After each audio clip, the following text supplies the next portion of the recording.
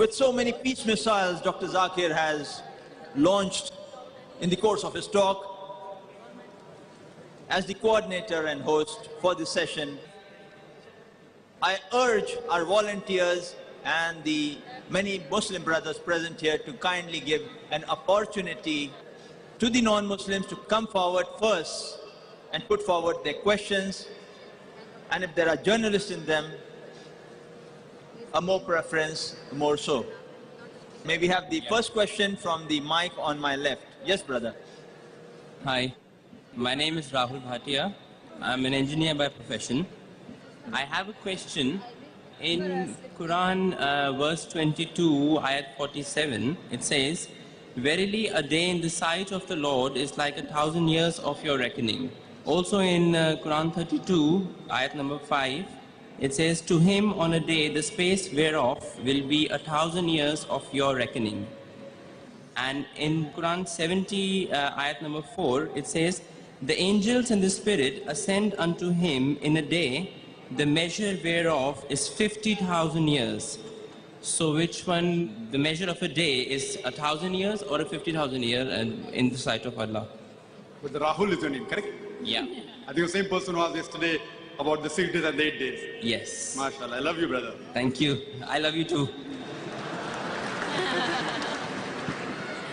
These, as I told you, on the internet, all these are common questions. You don't have to be a scholar to know all these things. Go on the internet, on the anti-Islamic site, and you'll get hundreds. I'm sure, Brother Rahul, have you read the full Quran, Brother Rahul? No. Not full. I know that. I'm afraid that I'm going to get more questions. Sorry? I'm afraid that I'm going to get more questions, so I want to sort these out The first. thing is that, see, if you want to know the truth, first you have to read the direct source. If I want to know Christianity, and if I read the anti-Christian books, then I'll become biased. So my request to you, Brother Rahul, is first go to the good side. Read the Quran, then don't ask me 2 questions, ask me 200. Yeah. Inshallah, I'll reply. Even now I'll reply. Okay. But I, being in the field of dawah, I realize that people go to the anti-Islamic sites first, and they see a negative point, they get convinced, and they're against Islam. If you want to know Islam, go to the good site. Don't go to sites like Answering Islam. The thing is, I can actually give I'll answer your question, no problem. No, the point is, I can actually speak for half an hour in favor of Islam as well. So I'm I'm totally unbiased. I'll give the reply. This is all common for me. It's nothing new. Yeah. This has been asked to me several times before. I can give references to everything, mashallah. The brother asked a question that 2 places in the Quran where Allah says that one day in the sight of Allah is equal to 1,000 years. And one place in Surah Marij, chapter number 70, verse number 4, that one day in the sight of Allah is equal to 50,000 years. So isn't there contradiction? Like one place it says 1,000 years, other places it says that 50,000 years. In Arabic, the word used is yom. The word used is? Yom. Yom. Now, yom has got 2 meanings. One of the meanings is day. Day. Like a 24-hour day. The other meaning is a period. Epoch. Can be any number of years or whatever it is. So one meaning of yom is day. The other meaning is a period. So now if you read it correctly, that one verse says that for the up years to go up to Allah subhanahu wa ta'ala, it will take 1,000 years of your reckoning. It will be like one day, one period, which is equal to 1,000 years of your reckoning. The other verse says in Surah Marij, chapter 70, verse number 4, that for the angels to ascend onto Allah subhanahu wa ta'ala, it will take a period of one period, which is equal to 50,000 years. For example, if I tell you that for me to travel from Dubai to Abu Dhabi takes 1 hour, and for me to travel from Dubai to, say, USA in a very slow plane will take me 50 hours. The period taken for me to travel from Dubai to Abu Dhabi is 1 hour. The period taken for me to travel from Dubai to New York is 50 hours. It is not a contradiction, because both the things are different. So here again, when Allah says about the up years to travel, it's a different time period, and for the angels to go to Allah subhanahu wa ta'ala, it's a different time period. It's not a contradiction. There are 2 different things, therefore the time periods are different. So if you translate day as 24 hours, then there's a contradiction. If you translate day as a period, like Allah says, He has created the universe in 6 days. in 6 ayams. It cannot be 6 24-hour days. Then there's a contradiction. It is 6 periods, 6 epochs, which scientists don't have any objection to. So here too, Yom is a period. And all these answers, you can go to my website, irf.net, www.irf.net, and inshallah, most of these answers are there. Hope that answers the question. Okay. So basically it refers to two different things. That's right. Excellent. Okay. And the word where it's you were saying there are two different words, yeah? One is day in Arabic, and the No, other Yom one has got 2 meanings. Okay. One meaning is 21st day, there is an epoch or a and, period. And is this the word Yom has been used in both the Same, 100% same. same word has Yes. been used to refer to a day which All is, the 3 verses which I have quoted, Surah Hajj also, Surah Marij also, including when Allah says they have created the earth and the heaven in 6 days, the same Yom is used. But the plural is Ayyam. Same in Surah Fusilat, chapter number 41. You might have forgotten the reference, verse number 9 to 12, the same Ayyam is used. right. So and that word can mean a day and or it can mean a But period. here as it well. only means a period, an epoch.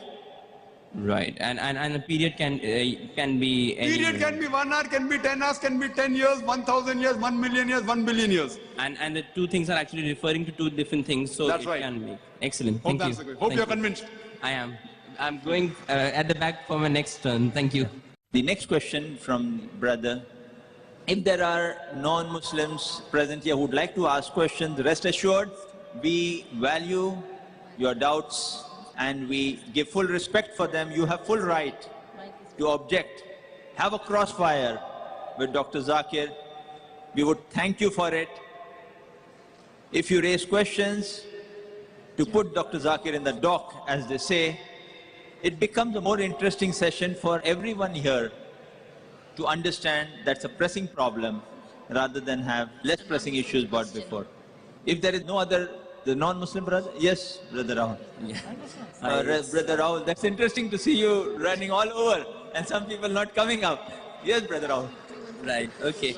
The next question which I have in mind is that you said yesterday, you quoted a line that one of the commandments was said, you shall not make any resemblance of anything that is in the heaven above or on earth or in the water beneath. Because I, your Lord, your God, is a jealous God. Now, do you really think that, don't you feel that it's a bit petty for God to think jealously or be jealous of these things? I thought in my mind that these feelings are limited only to human beings. And God, egoism and jealousy, I don't think are things which can be That's a very attributed. good question, and I agree with you totally. Why should God be jealous? That is what is mentioned in the Bible. So I'm not saying, Yeah. I didn't read the Bible. Neither do I agree that everything in the Bible is the word of God. Okay, but we That's do what I'm believe, telling you. but we do believe that we should not associate anything to God. That's right. So Right. that part, So in why does that verse, God get annoyed? Brother, Yeah, if you ask a question, please, after finishing the Sorry, question, let sorry. me give a reply. yeah, sorry. If there is a debate, we can have a debate, no problem. Fine? Yeah, no, please. Debate is a different thing. This is a question answer time. Okay, please. You ask a question, wait for the reply. If I reply and you keep on interjecting, not that I don't mind, but that becomes an individual dialogue which you can do some other time. No, I'm sorry. Fine? You ask a question, you ask a second question, I give you time. But then if we keep on talking, it will be like a Yeah, I understand. like a debate which yeah. you can do. There also, even in debate, we have time. 15 minutes, 50 minutes. You posed a very good question that I quoted a verse that's saying that thou shalt not have any given image of anything in the heaven above, in the earth beneath, and water beneath the earth. Thou shalt not bow down to them, nor serve them, for I, thy Lord, thy God, is a jealous God. It was a quotation from the book of Exodus, from the Old Testament, chapter number 20, verse number 3 to 5, and the book of Deuteronomy, chapter number 5, verse number 7 to 9. So this is a quotation of the Bible. I don't consider the Bible completed with the word of God. So the first part of that verse I agree is correct, because God cannot have images. But the second part, that God is jealous, I don't agree with that particular portion. So that's the reason that you have to ask to the Christian, not to me. I'm not here to support everything of the Bible. What matches with the Quran, I will support. What doesn't match, I will not support. Therefore, I do agree with you that it is unlike God to be jealous on that thing. Hope that answers the question. But we do say that we should not associate anything to God. Yeah, and God, this is a biggest sin which will never be forgiven. Yes, So that we- was clarified yesterday, brother. That was clarified yesterday that associating partner is the biggest sin. Thank you, brother. Are there any non-Muslims on any of the mics? This question is by a Hindu. His name's given here is P. Naidu.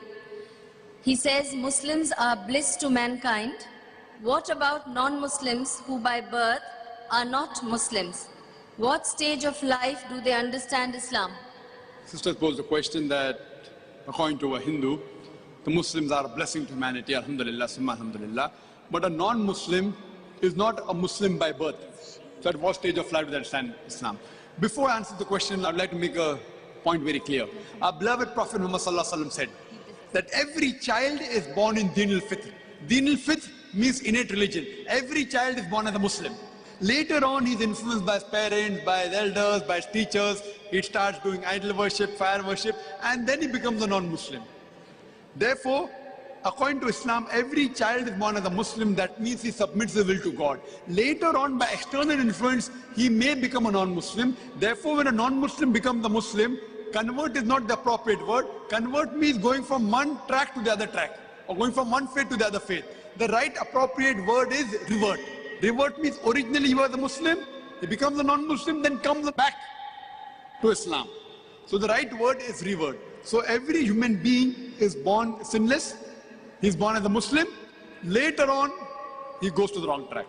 Now coming to your question, those who become non-Muslim, not that they're born non-Muslim, everyone is born as a Muslim. Those who become non-Muslim by the influence of the parents, etc., at what stage do they get the message? Different people get the message at different stage. Like a person who's born as a Muslim, if he's born in a Muslim family, he may get the message from day one. He may be born in a Muslim family, but he may not be practicing Islam, so he may get later. Some may get day one, some may get after 1 year, some 2 years, some 5 years, some 10 years, whatever it is, Allah Alam. Some people are born in a non-Muslim family, they grow up, they may get the message in childhood, maybe in school, they may get in college.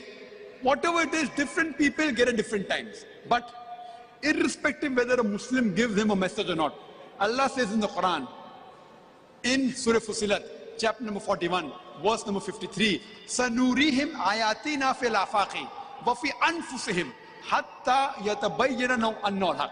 That soon we shall show them our signs in the furthest regions of the horizons and into their soul until it is clear to them that this is the truth. So irrespective whether he gets the message from the Muslims or not, Allah subhanahu wa ta'ala gives the message directly by showing his signs in the furthest in the horizon until it is clear to the human being. I may give a message, the non-Muslim may not understand. When Allah gives the message, he sees to it that the message is clear to the non-Muslim until he realizes that this is the truth, this is the haqq. Later on, after he gets the haqq, he may agree, he may not agree for his ulterior reasons, for his ulterior motives, for his personal reasons. Now, before he dies, inshallah, Allah will give the message. Now, when, which year, Allah knows best. But before he dies, so on the day of judgment, therefore the Quran says that those who reject the faith, they will never complain to Allah subhanahu wa ta'ala that I didn't get the message, why are you putting me in hell? They'll only say that please forgive us. We are at fault. Because they know that they had got the message. But they did not accept it. They'll only say to Allah that please give us one more chance. Allah will say it's too late. So Allah will surely give them the message before they die. Hope that answers the question. Yes, brother. I am Mahesh. It was an eloquent and scintillating talk today also. My question is, in the Holy Quran, there is a surah by Prophet Muhammad, Dahaba al-Zama. He says, the thirst is gone. After breaking the fast, he says, thirst is gone and veins are flowing with blood. Can you throw light on that? What the brother, mashallah, has requested the translation of the dua, which we break a fast with. And I appreciate the brother that, mashallah, is coming and he is trying to understand the religion of peace, the religion of truth. And again, I pray to Allah subhanahu wa ta'ala to give him hidayah. The brother asked that what does it mean, the dua, when we break the fast?